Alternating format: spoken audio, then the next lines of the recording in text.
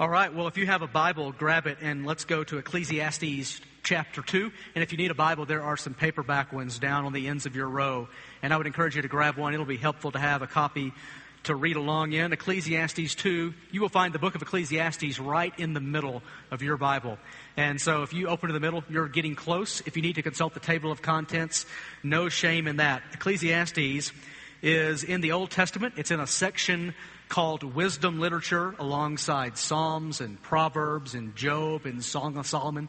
And these books deal with the tough questions, the nitty-gritty dirt under your fingernail kinds of issues of life with God. And so we're starting the series that we began last week that's going to take us in this book of Ecclesiastes all the way till Easter. And by the time we get to Easter, we will probably be ready for someone to come back from the dead, because Ecclesiastes is a gray, ironic, sideways kind of book. And Ecclesiastes is particularly concerned with hard questions that we wrestle with as a result of living life with God. It's going to acknowledge over and over and over again that being connected to God does not necessarily make your life a bowl of cherries. If you've gotten into this deal so that you can have a smooth sailing until you die peacefully in your sleep, you have bought into the wrong thing. And so Ecclesiastes is saying, in light of the vicissitudes of life, the ups and downs, the changes in circumstances, the fickleness of comfort, the fickleness of pleasure, the fickleness of romance, the fickleness of prosperity, what good is life with God? That's the big question in Ecclesiastes. And the voice that we're going to hear over and over again, our wise guide in this book, he calls himself Kohelet. Qohelet is his Hebrew name. It's translated in the ESV, which we're reading, the preacher. If you have an NIV, it's translated the teacher. And Kohelet literally means one who gathers. And so it refers to one who gathers experience and observation and wisdom. And then he gathers people together. And he shares with them what he has learned. He is Kohelet, the wise preacher-teacher, the voice in Ecclesiastes. Now, tradition associates him with Solomon, who was the third king of Israel, the wisest, most prosperous man who ever lived. But Kohelet never comes out and identifies himself as Solomon directly. He keeps his identity veiled a little bit. The biographical details that he gets at from time to time hint at him being Solomon. In fact, chapter 2 is going to be the most extensive autobiographical section of the whole book, and this parallels the life of Solomon. So, with good reason, we can conclude this is Solomon, but in order to honor the mystery with which he's kind of given us his teaching, we're just going to call him by his name, Kohelet, or the preacher. And it is an ironic, sideways way that he wrestles with these tough questions. He doesn't come directly at them and give you straight answers. He comes at them in a roundabout way. He uses irony. You know how irony works? Irony is when you say something that doesn't mean what it really appears to mean at the surface. Irony is when you use language that has a subtle, hidden meaning that you have to dig around to find. Well, Ecclesiastes is a little bit of an ironic book. And so as we go through it, we should expect twists and turns and surprises and things we didn't expect to see or to hear. And today we're going to look at chapter 2, and here's the big question that's driving this section of the book. It's a question that has driven mankind for our entire existence.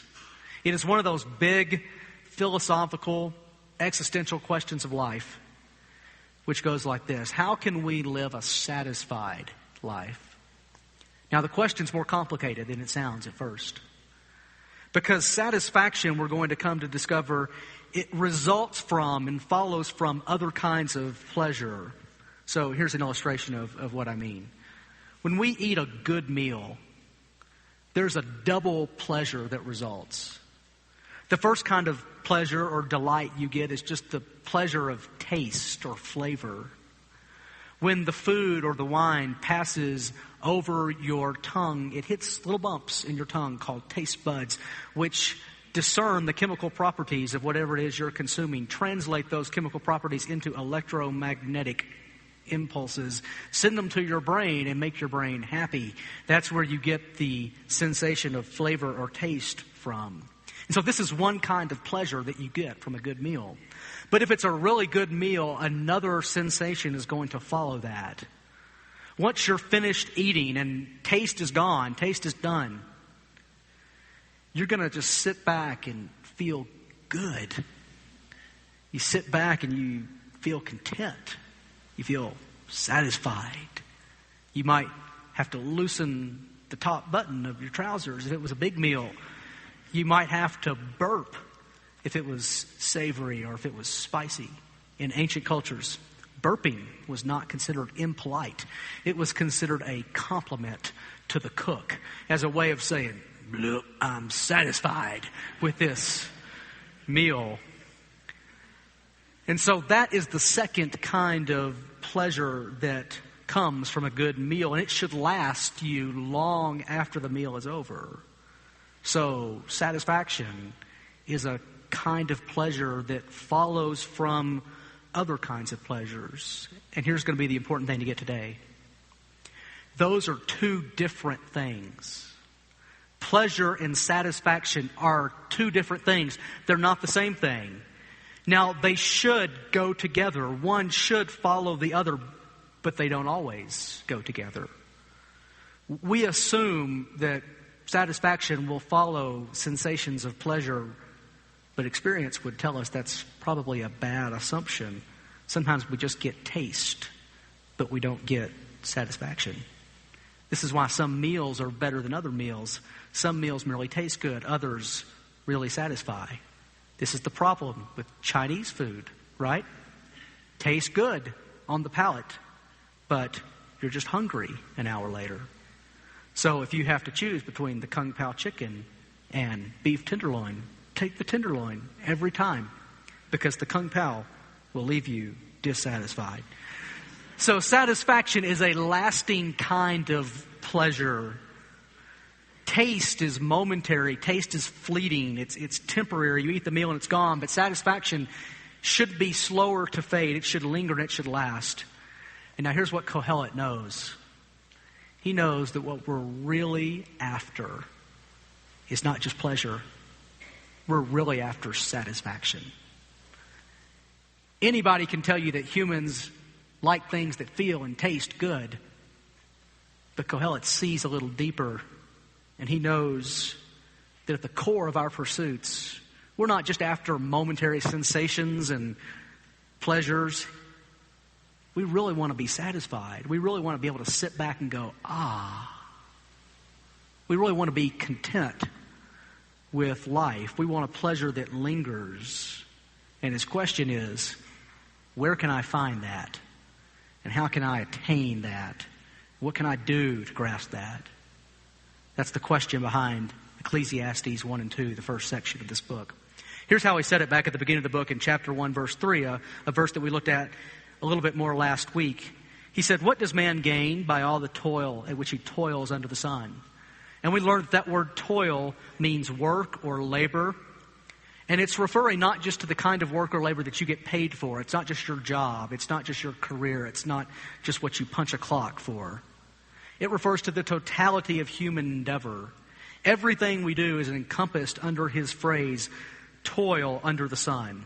So it's our work, it's our jobs, but it could also be going to school. It could also be hanging out with your friends on Saturday night. It could also be planning a vacation or going to church or fixing your car or washing your golden retriever or waxing your board or recycling beer bottles or playing catch in the backyard with your son. It's all included under toil. And his question is, what do we gain by all that toil? And the word gain means profit. If you're in business, you know that profit's the point of being in business. It's what's left over after all the expenses are paid. After the accounts have been settled, the profit is what remains. And so he's looking for something that remains, something that lingers, something that lasts. He's looking for something that sticks around. So he's looking for a kind of life that isn't just an in-the-moment experience, but it's a kind of life that yields profit. It yields something he can look at and go, I'm satisfied with that. And he says, deep down inside, that's what everyone's looking for. That's what everyone really wants. How do we get it? Well, today in chapter 2, he's going to describe for us how he sought it. And as we read chapter 2, it's real important that you keep in mind the distinction between pleasure and satisfaction, because he's going to describe lots of things that are pleasurable and that are fun. But he's going to ask the deeper question, do these satisfy? Where can I find it? Where can I attain it? And you should know this is Ecclesiastes, so there might be a little twist at the end. So here's what we're going to do. We're going to read Ecclesiastes chapter 2 together, and rather than reading the whole thing, it's kind of long, rather than read the whole thing in one sitting, we're just going to read a little bit, and then I'll stop and comment so we can know what's going on, and then we'll just progress through the whole passage that way. So pick it up with me in Ecclesiastes chapter 2, beginning in verse 1. I said in my heart, come now, I will test you with pleasure. Enjoy yourself.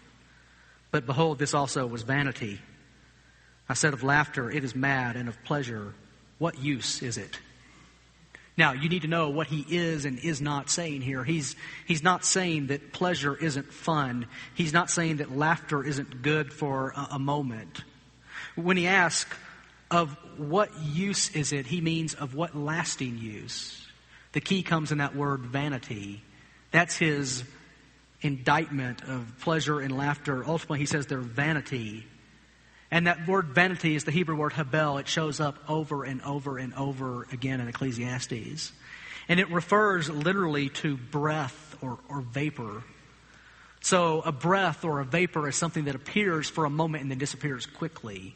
It's elusive. You can't quite get your arms around it. You can see it. It's real for a moment, but then it's gone. It fades quickly. It doesn't last. And so he is saying that the only kind of enjoyment he could find was the in-the-moment kind of enjoyment. He couldn't find the kind that lasts. That's what he means when he goes, what use is it? Now, just to make sure that we get the difference between momentary pleasure and satisfaction, he's just going to narrate his journey for us so we can see the links he went to searching for satisfaction. He's going to describe a life that sounds, to me anyway, pretty fun. Pick it up in verse 3. I searched with my heart how to cheer my body with wine. My heart still guided me with wisdom, and how to lay hold on folly, till I might see what good was for the children of man to do under heaven during the few days of their life. Any of you ever been drunk? You don't have to raise your hand. You know how getting drunk operates? When the alcohol is absorbed into your bloodstream, it creates a little buzz in your head. We call it a buzz. Now, some people will try to tell you that buzzing is no fun. That's because they've never had one. But the point of a buzz is that it wears off quickly. It doesn't last for long. It can make you happy momentarily. It can cheer your body momentarily. Growing up, my brothers and I had a little trick we learned on how to get anything we wanted. From time to time, a couple of nights a week, my dad would treat himself to an ice cold beer after dinner. He liked the Coors Banquet Original in the golden can.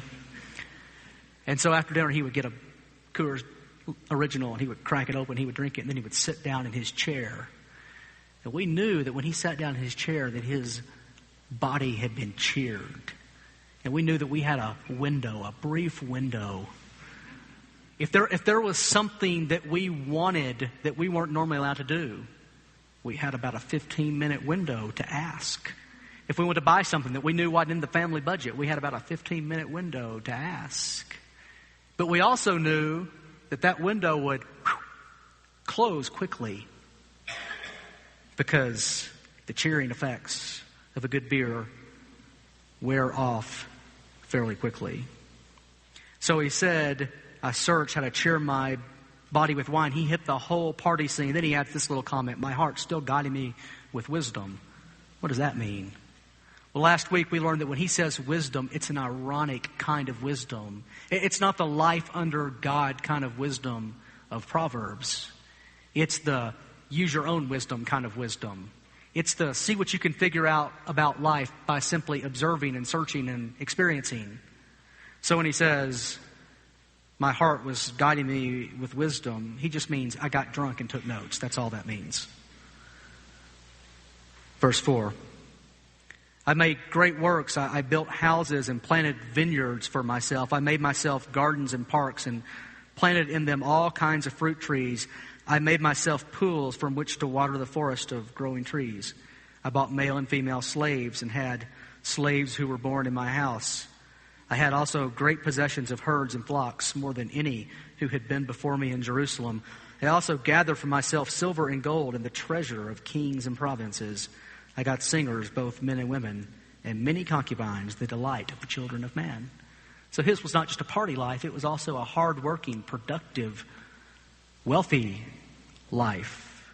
We've got all the elements here, in fact, of a pretty good life. We've got his party scene, but we've also got work, hard, successful work that gave him enough money to buy all the luxuries that he would want. He also had enough money to store up for a rainy day, so he had plenty in savings. He was in no danger of going broke. He could be isolated from a lot of the things that you and I aren't isolated from. If we lose our job, some of us this month, next month's going to be really hard. He was isolated from even that. He had money stored up. He had slaves, which doesn't sound at all enticing to us. But think about it this way. He had servants to do whatever he didn't want to do. So what do you not like to do? Do you not like to do the dishes, balance the checkbook, wash the dog, clean out the garage, fix the car, change the diapers? He had people to do all that. He had music. I like music. He had live music, in fact, singers, both men and women. He had all the pop stars of his day on his payroll. So I go to the bathroom. I've got Bono in the bathroom. He is my bathroom entertainment. I've got Lady Gaga in the kitchen. She's my kitchen entertainment. He had concubines, the delight of the children of man. That's ladies on the side. In fact, here's what we know of Solomon's life. He had 700 wives and 300 concubines. Now, I'm not an accountant, but I believe that adds up to 1,000. So if you like variety in your love life, he had variety in his love life. This is the life that he had. And the question is, we know that was pleasurable, but was it satisfying? Verse 9. So I became great and surpassed all who were before me in Jerusalem. Also, my wisdom remained with me, and whatever my eyes desired, I did not keep from them. I kept my heart from no pleasure, for my heart found pleasure in all my toil, and this was my reward for all my toil.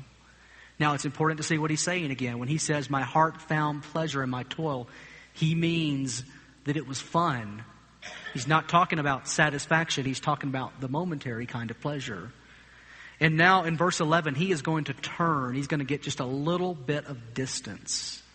And he's going to turn and he's going to consider it. And he's going to ask, now, was that satisfying? Verse 11, then I considered all that my hands had done and the toil I had expended in doing it. And behold, all was vanity and striving after wind, and there was nothing to be gained under the sun. So I got pleasure, but I got no satisfaction. Well, let's try a different route. Verse 12, so I turned to consider wisdom and madness and folly. He was one of the smartest men of his day. He was the smartest guy in the room. He was smart in a Steve Jobs kind of way. Creative, smart, talented, well-read, well-learned, could think circles around everyone. Did that bring any lasting satisfaction? For what can the man do who comes after the king? Only what has already been done. Then I saw that there is more gain in wisdom than in folly, as there is more gain in light than in darkness. The wise person has his eyes in his head, but the fool walks in darkness. And yet I perceive that the same event happens to us all. The same event happens to everyone, he says. So his wisdom, his smarts, his intellect, it had an in-the-moment value. He says a wise person has his eyes in his head, which means he is insulated by his smarts from doing stupid things. But if you take a big picture look at it, is it satisfying? Well, it doesn't save you from death. In fact, the wise person who lives a wise life dies. just like the person who wastes their life. So he finds no satisfaction there either. Verse 15. Then I said in my heart, what happens to the fool will happen to me also. Why then have I been so very wise? And I said in my heart, this also is vanity. For of the wise as of the fool there is no enduring remembrance, seeing that in the days to come all will have been long forgotten, how the wise dies just like the fool. So I hated life. That's like the opposite of satisfaction. I hated life because what is done under the sun was grievous to me, for all is vanity and is striving after the wind. Now, at this point, he knows that some are going to be tempted to comfort him with a platitude. Some are going to comfort him and say, now, Kohelet, your life could be satisfying. If you look at it from this angle, you can leave a legacy. You can leave a lot of good things behind for your children so they have a better life than you had. You could leave them a great legacy. But he's got to come back for that. He's going to say, you don't know my son. My son is an idiot. And he could squander everything that I give him. And so even if I'm looking for satisfaction there, it's not guaranteed. Now, I've seen with my own eyes what he's getting ready to describe at a place called college in a community called a fraternity house. So some of you know I went to the very prestigious University of Arkansas, which is the Harvard of Arkansas. And I was a member of the highly reputable and desirable Sigma Chi fraternity. And in the Sigma Chi fraternity, we had two main constituencies. We had about half the men were from middle-class, rural farming communities. The other half of the men were from established, old money, Little Rock families. And do you know what the trend was among the fellows from the established, old money families where daddy owns big companies and has plenty stored up, could give them a great inheritance, had all the connections they needed? Those guys weren't necessarily on the graduation track, so to speak, in college. They were burning through, sometimes literally, dad's endowment. So I've seen what he is getting ready to talk about. Sometimes privilege is not valued by the next generation. He says in verse 18, I hated all my toil in which I toil under the sun, seeing that I must leave it to the man who will come after me, and who knows whether he will be wise or a fool. Yet he will be master of all for which I have toiled and used my wisdom under the sun. This also is vanity. So I turned about and gave my heart up to despair over all the toil of my labors under the sun. Because sometimes a person who has toiled with wisdom and knowledge and skill must leave everything to be enjoyed by someone who did not toil for it. This also is vanity and a great evil. What has a man from all the toil and striving of heart with which he toils beneath the sun? For all his days are full of sorrow, and his work is a vexation. Even in the night his heart does not rest. This also is vanity. So the sum of his argument is going to go like this. There was pleasure and there's satisfaction, and the two aren't the same, and the one doesn't necessarily follow from the other. So this man found plenty of pleasure, but no lasting satisfaction. So back to our original question. Where can we find it? Where can we attain it? What can we do to get satisfaction? And you know what his answer is going to be? Satisfaction can't be found. Satisfaction can't be gained. Searching for satisfaction is vanity. It's elusive, it's slippery, it's vanishing, it's gone before you know it. It disappears into thin air. That's the conclusion of Ecclesiastes 1 and 2. Listen to how he said it over and over again. Back in chapter 1, verse 2, vanity of vanities, all is vanity. Then in verse 8, all things are full of weariness. A man cannot utter it. The eye is not satisfied with seeing. Then in verse 14, I've seen everything that's done under the sun, and behold, all is vanity and striving after the wind. Then in chapter 2, verse 1, I said of my heart, come now, I'll test you with pleasure, enjoy yourself. But behold, this also was vanity. Verse 11, then I considered all that my hands had done, and the toil I had expended in doing it. Behold, all was vanity and striving after the wind. There was nothing to be gained under the sun. Verse 17, so I hated life, the opposite of satisfaction, because what is done under the sun was grievous to me. Verse 20, so I turned about and gave my heart up to despair over all the toil of my labors under the sun. The very opposite of contentment. The very opposite of satisfaction. Conclusion, satisfaction can't be found. Now, in verses 24, 25, and 26, we are going to get the first little beam of light in this book. So far, he has given us nothing but darkness. It's like he's thrown us in a dungeon and shut the door. But now he's going to crack the door open just a little bit. And we're going to get the first little beam of light in this book. Verse 24. There is nothing better for a person than that he should eat and drink and find enjoyment in his toil. Now, when you say there is nothing better, you can mean that in one of two ways. Sometimes when we say there is nothing better, that's a statement of resignation. That means we're settling. There's no better options. There's nothing better. So every time I have an early morning flight, you get to the airport like it's 6 o'clock in the morning, which means you got up at like 3:30 to get there. And you get to the airport and you're hungry, and the only thing open is McDonald's. And I know that the Egg McMuffin will kill you. It's killed many a bigger man than me. Yet there's nothing else open to eat. So you do the dirty deed. There is nothing better. Resignation. Well, that's one thing we mean when we say there's nothing better, but sometimes it's also a superlative statement like, there is nothing better. It shows off our satisfaction. So when I eat a good steak, I'm like, there's nothing better than a good steak. Now, I don't mean that literally.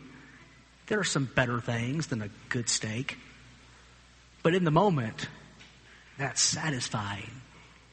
Now, the question is he using this in a resignation kind of way or in a satisfied kind of way?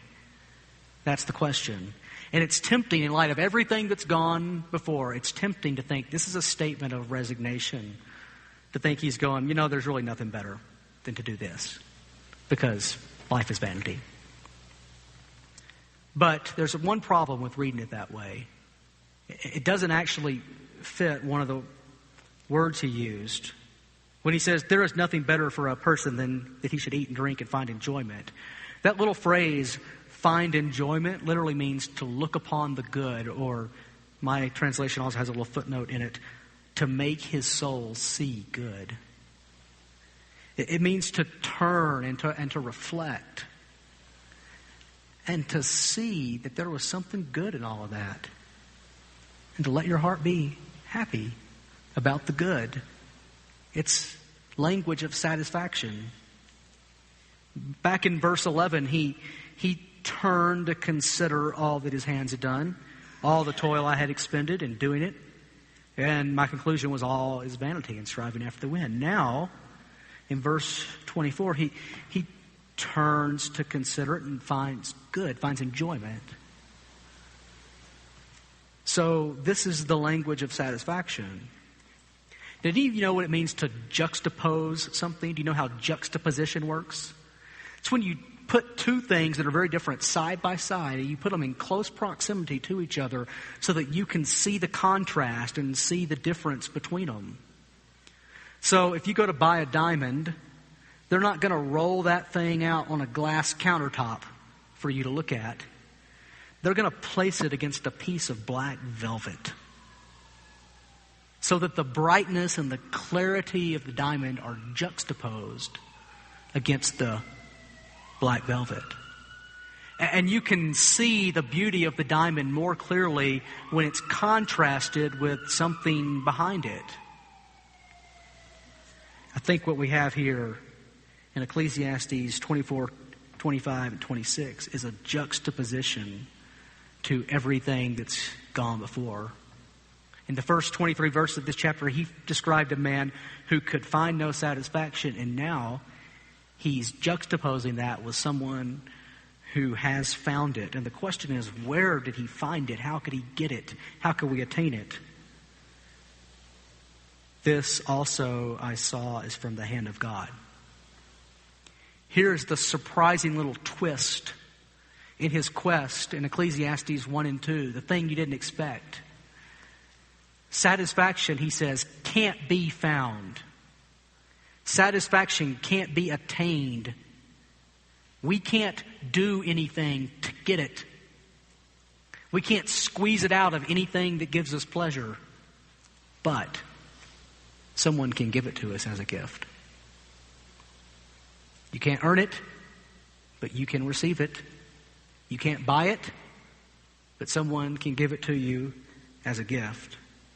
This also I saw is from the hand of God.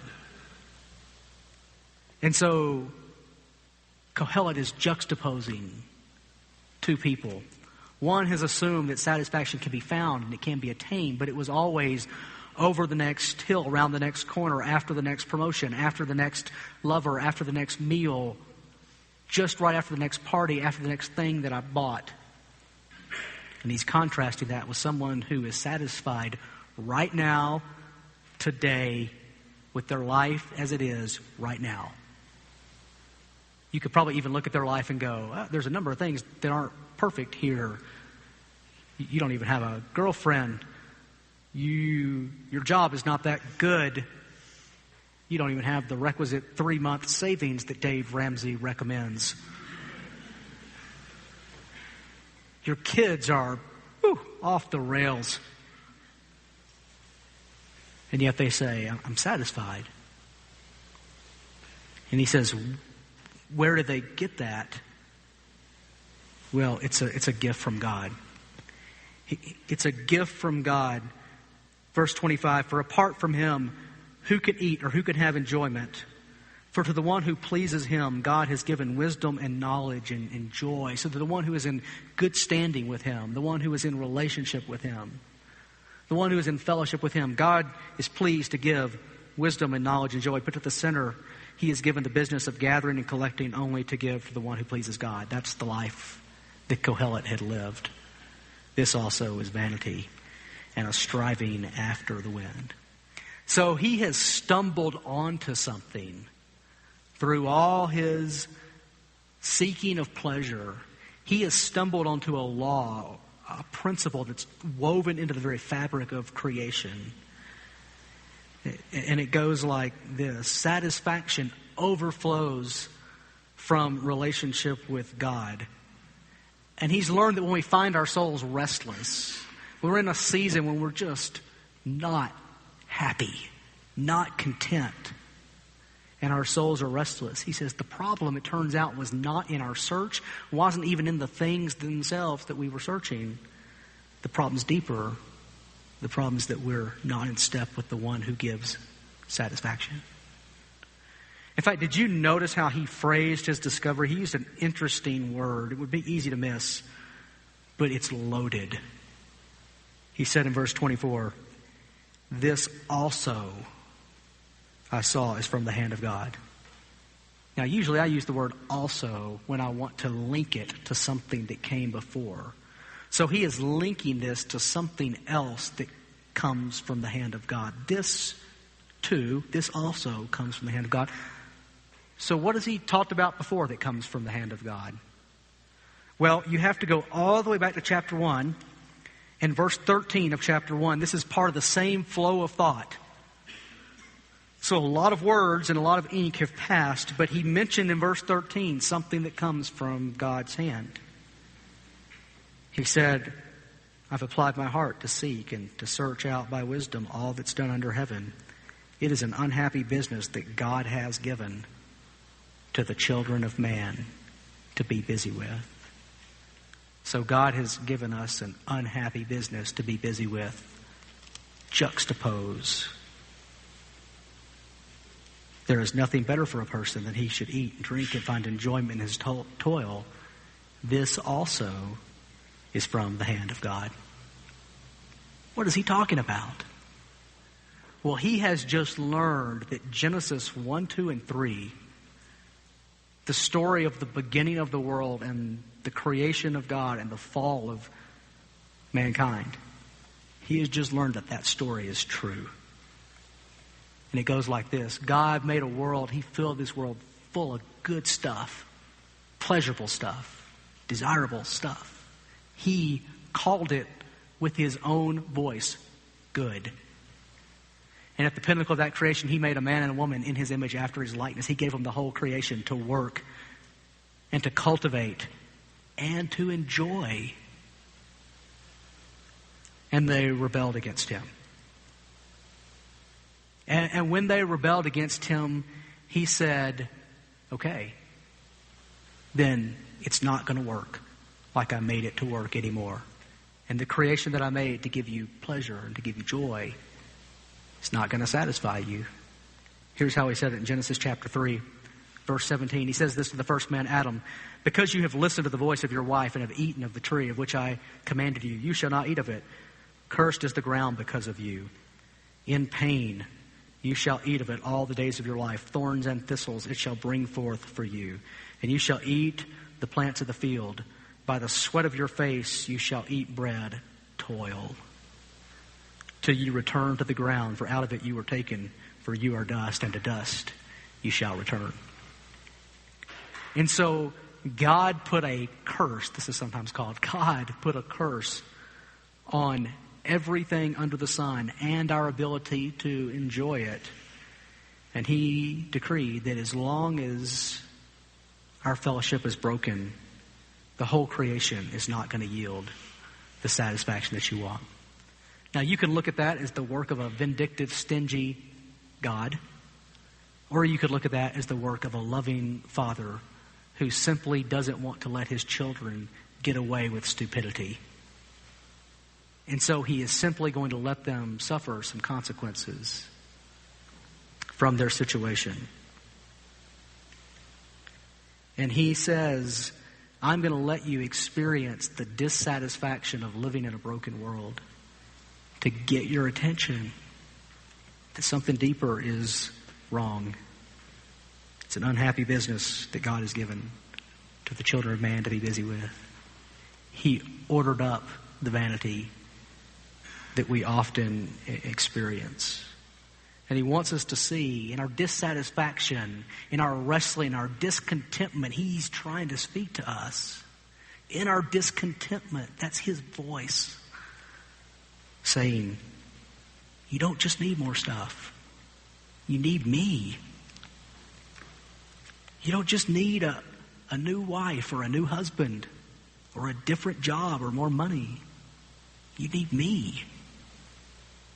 So Kohelet has learned through hard knocks and sleepless nights and striving and vexation and in the night my heart does not rest. He's learned through all that what he could have learned from just reading Scripture and taking it by faith.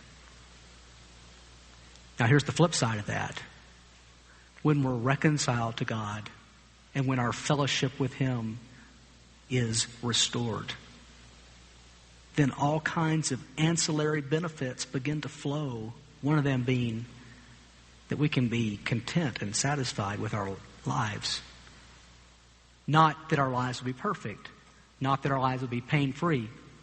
But he gives us the gift of simply enjoying our work and our toil and our eating and our drinking under the sun. Because they're not done as the ultimate source of pleasure and satisfaction. They're done in fellowship with him.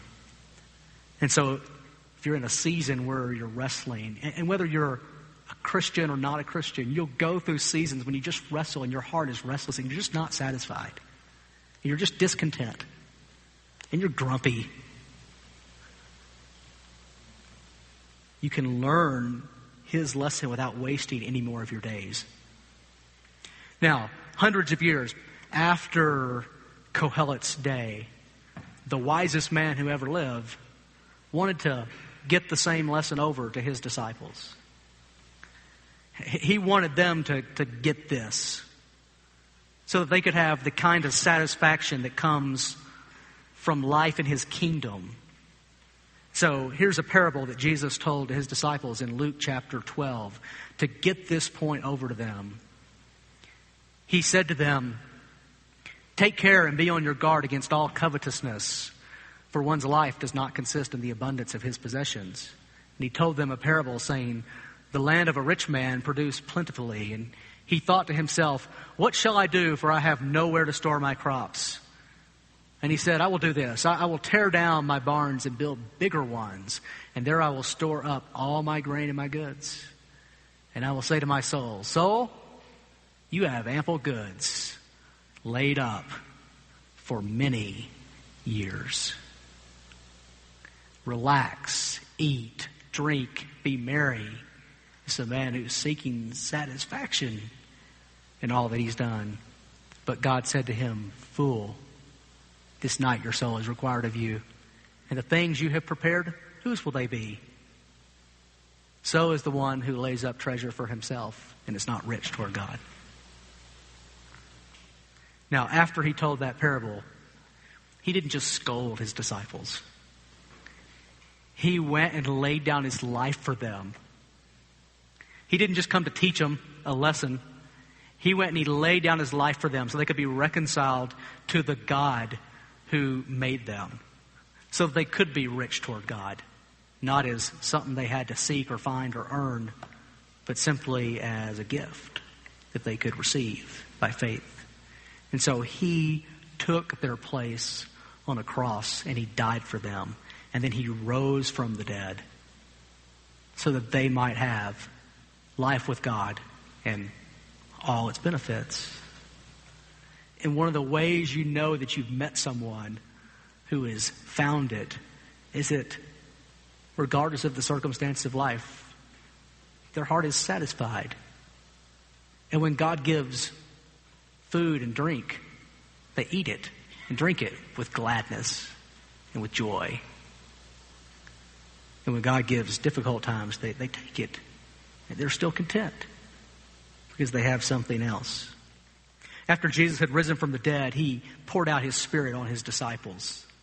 You know what that first Christian community, you know how it was described? It's a beautiful picture in Acts chapter 2. Look at how this first community was described.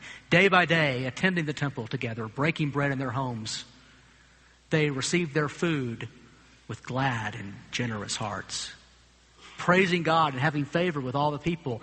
And the Lord added to their number day by day those who were being saved. What an attractive community of people that they were just living out Ecclesiastes 2:24. There's nothing better for a person that he should eat and drink and find enjoyment in his toil. This is from the hand of God. As that movement exploded all over the world, it grew in Jerusalem, then it grew throughout the region, then it exploded throughout the rest of the world. One of the greatest proprietors of that movement was a man named Paul the Apostle. He learned Ecclesiastes 2:24 through the ups and downs and the vicissitudes of his ministry and his mission. He had seasons in his mission when he was left for dead, stoned, in the rocks throwing at you kind of way. Left for dead. He had seasons where he had very little to eat. He had other seasons where Jesus provided abundantly for him. He wrote a letter called Philippians. It's in our New Testament. And in that letter, he thanks some of his early constituents for helping to support him. They had sent him something, probably money, to provide for him. He wrote him a thank you letter called Philippians. Here's what he says at the end of that letter. "I rejoiced in the Lord greatly that now at length you've revived your concern for me. You were indeed concerned for me, but you had no opportunity," meaning you didn't know how to get anything to me, but you've done it. They sent him a gift. He goes, "Not that I'm speaking of being in need, for I have learned in whatever situation I am to be content, satisfied. I know how to be brought low, and I know how to abound. In any and every circumstance, I've learned the secret of facing plenty and hunger, abundance and need. I can do all things through him who strengthens me. And so what Paul has learned is what Kohelet learned, but he's learned it through the hand of Jesus himself. He's learned that satisfaction comes from knowing God. And he gives us that as a gift to sustain us through all circumstances. So if you're in a season where you're grumpy, you just might need more God and not just new circumstances. I know it sounds churchy, but it's true. And if you're in a season where you face abundance, then eat and drink and find enjoyment in your toil. And seek that gift of enjoyment from God's hand himself. And if you're in a season where you're facing need, then eat what you can in thankfulness to God. Because he has given us the promise that one day we will live in a kingdom where pleasure and satisfaction will be one. One day we will live in a kingdom where there will be no distance between pleasure and satisfaction, where one will always lead to the other, because all things will be made new. All things will be united under the lordship of Jesus. And until that day, we draw our pleasure from him. Let's pray. Father, we thank you so much for giving us these words of Kohelet to teach us, sometimes through way of negative example and dead-end roads, to teach us where real life is found. And so I pray that you would help us by faith see that satisfaction is a gift from your hand. And I pray we would pursue it as such. If we're going to put effort anywhere, let us put it into knowing you. So I pray for some who are in a season of restlessness. I pray that in this season you would say, come closer to me. And I pray for some who are in a season of abundance. I pray in this season of abundance you would say, come closer to me. And don't think that your abundance is what's going to give you satisfaction. And I pray for those who are struggling that you would say, just because life is hard doesn't mean you can't be satisfied. And I pray for my friends who do not know your son Jesus. I pray that they would see that restlessness and seeking and searching and is really just looking for something they can't be had apart from you. So I pray they would see that they're really looking for satisfaction, and they would see where it's found. And they would come to you. They would come to you through your son, who has given us his body broken, his blood poured out to forgive our sins and reconcile us to you. I pray they would see they can receive that right now, today, as a gift. And so we ask all of this in his name and by the Spirit. Amen.